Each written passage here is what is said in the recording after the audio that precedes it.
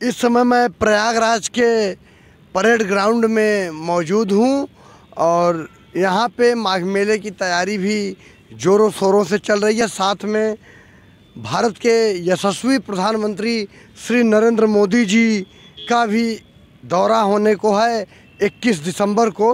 उस दौरे को लेकर 5 हेलीपैड को बनाया जा रहा है। पिछली बार लगभग 3 हेलीपैड बनाए गए थे, जिसमें उड़ान भरने में हमारे सेना के विमान हेलीकॉप्टर असफल रहे। करीब 2-3 दिन या हफ्ते भर मान लीजिए कि यहाँ पे खड़े थे, वो आकाश में उड़ नहीं सके और अपने गंतव्य को फिर इंजीनियर आया, मैकेनिक आया, उसको बनाया। इसके बाद वो यहाँ से उड़ के गया, तो फिर उसी जगह को चूज किया गया है। और ये माघ मेले का आयोजन भी लगभग जनवरी में शुरू हो जाएगा। तो अब लोगों का आवागमन शुरू हो गया है और चुनाव भी 2022 का नज़दीक है। जल्द ही हम ये अनुमान लगाया जा रहा है कि जल्द ही चुनाव की तारीखों का भी निर्धारण हो जाएगा।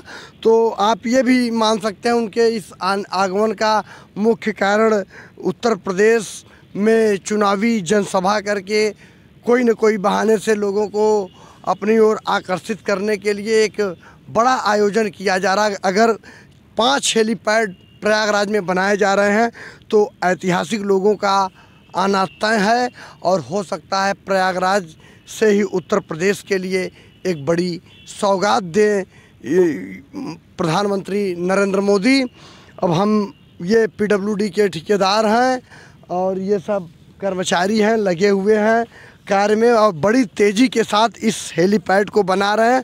और ठीक इसी तरह से 5 हेलीपैड बनाए गए हैं और इस हेलीपैड के बारे में हम दादा से बात करेंगे और हेलीपैड के बारे में जानकारी लेंगे। और दादा भी थोड़ा बताइए, दादा कितना इसमें ईंटा लगा होगा इस हेलीपैड को निर्मित करने में, क्योंकि ये एक बड़ा कितने स्क्वायर फीट में है बता सकते हैं? कितना है इसको? 30 बाई 30 अब मतलब 900 स्क्वायर फीट का ये क्षेत्र है। तो इसी रूपरेखा के हर हेलीपैड को तैयार किया गया, 5 के 5, यानी 900 स्क्वायर फीट में एक हेलीपैड बनाया जा रहा है। और उसमें लगभग कितने ईंटों का खर्चा आ रहा है? 44,000 ईंटों का खर्चा आ रहा है।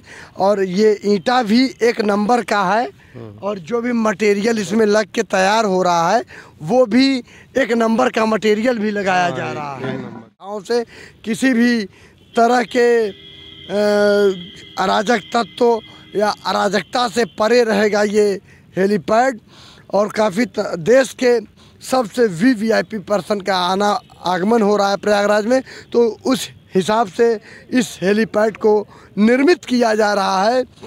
अब देखना होगा कि 21 तारीख को 2021 की समाप्ति लगभग इस महीने के बाद हो जाएगी, 1 हफ्ते 10 दिन के अंदर। तो ये 2021 जाते जाते 2022 विधानसभा के चुनाव में किसको उत्तर प्रदेश में किस किस समुदाय को, किस तरह के लोगों को कैसे कैसे फ़ायदे पहुंचाने का आश्वासन देकर जाते हैं 21 दिसंबर 2021 को भारतीय प्रधानमंत्री श्री नरेंद्र मोदी और उनके सहयोगियों से देखना होगा। प्रयागराज में मौजूद हूँ और जहाँ पे हर 6 साल में अर्धकुंभ और 12 साल में महाकुंभ का आयोजन किया जाता है, उसी जगह पे भारतीय प्रधानमंत्री श्री नरेंद्र मोदी का इस साल के अंत होते होते एक बार पुनः आगमन होने जा रहा है, जो कि 21 दिसंबर को भारत के प्रधानमंत्री नरेंद्र मोदी का प्रयागराज की इस धरती पे, प्रयागराज के इस परेड ग्राउंड में आगमन हो रहा है।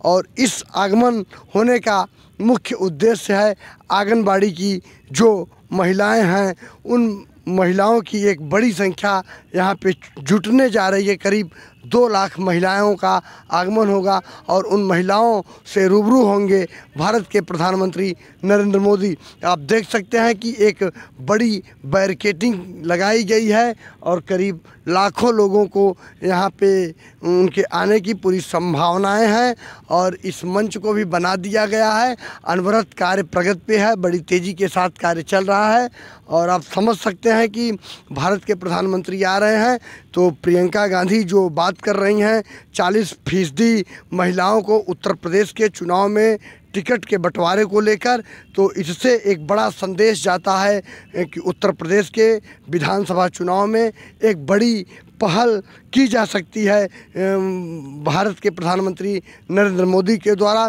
यहाँ पे उत्तर प्रदेश के मुख्यमंत्री योगी आदित्यनाथ, राज्यपाल श्रीमती आनंदीबेन पटेल और कई दिग्गज नेता उत्तर प्रदेश के यहाँ मौजूद रहेंगे और साथ में ये कयास लगाया जा रहा है कि जो भी लेकिन छात्रों में एक उत्साह और उमंग बनी हुई है। छात्रों का ये चाहना है कि वर्तमान में जो सत्य पे काबिज हुई थी वादा करके सरकार, क्या उन वादों को पे खरा उतर पाई है? अगर नहीं तो इस मंच से जो ये मंच सजने जा रहा है, इस मंच से भारतीय प्रधानमंत्री प्रयागराज में रहने वाले लाखों छात्रों के हित को समझते हुए वैकेंसियों का पिटारा खोल दें ताकि छात्रों का भविष्य जो अनवरत प्रयासरत हैं, संघर्ष कर रहे हैं अपने अपने क्षेत्र में और वैकेंसियाँ नहीं निकल पा रही हैं और छात्र बेरोज़गार घूम रहे हैं,